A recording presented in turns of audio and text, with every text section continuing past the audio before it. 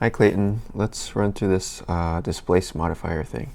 So I've got a new scene. I'm going to add modifier and then displace, and let's add a texture, and then we can go over to the texture tab over here, and we're switching this from image or movie into something else.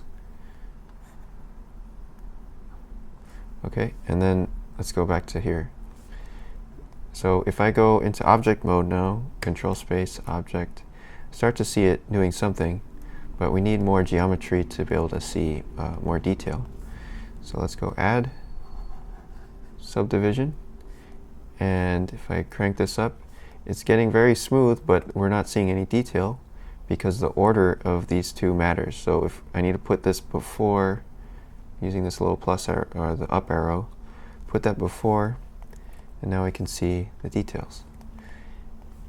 So we can control the strength here. And then finally, we want to be able to control the size and position and everything of this texture. So to do that, we're changing the texture coordinates from local into object. And now we need to create a new object to control it. So I'm going to I'll just hit Shift A and go down to empty, plane axis.